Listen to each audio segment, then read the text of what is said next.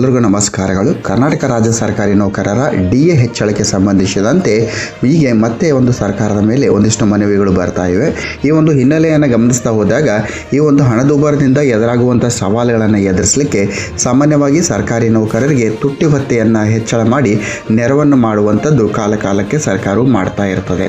So ಈ ಒಂದು ಜೀವನಾಂಶಕ್ಕೆ ಏನು ಬೇಕು, ಈ ವಸ್ತುಗಳ ಬೆಲೆಯು ಏರಿಕೆಯಾದಾಗ ನೌಕರರಿಗೆ ತುಟ್ಟಿ ಭತ್ಯೆಯ ಒಂದು ರಕ್ಷಣೆ ನೀಡುತ್ತದೆ.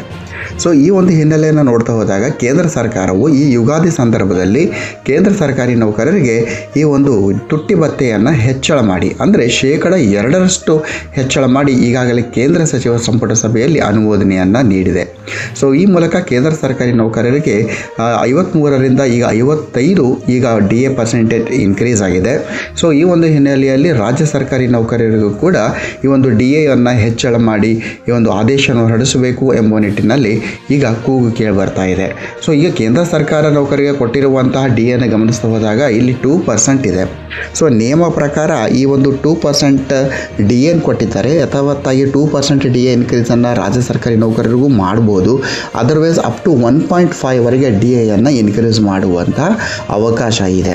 ಸೊ ಆದ್ಮೇಲೆ ಒಟ್ಟಾರೆಯಾಗಿ ಈ ಒಂದು ಹೆಚ್ಚುತ್ತಿರುವಂಥ ಬೆಲೆಗಳ ಹಿನ್ನೆಲೆಯಲ್ಲಿ ರಾಜ್ಯ ಸರ್ಕಾರವು ಕೂಡ ಕೇಂದ್ರ ಸರ್ಕಾರಿ ನೌಕರರ ಮಾದರಿಯಲ್ಲಿ DAಯನ್ನು ಹೆಚ್ಚಳ ಮಾಡಿ ಈ ಒಂದು ಹಣದುಬ್ಬರವನ್ನು ಸರಿದೂಗಿಸಬೇಕು ಎಂಬ ಕೂಗು ಈ ಒಂದು ಸರ್ಕಾರಿ ನೌಕರ ವಲಯದಲ್ಲಿ ಉಂಬಡಿ ಬರ್ತಾ ಇದೆ. ಜೈ ಹಿಂದ್, ವಂದೇ ಮಾತರಂ.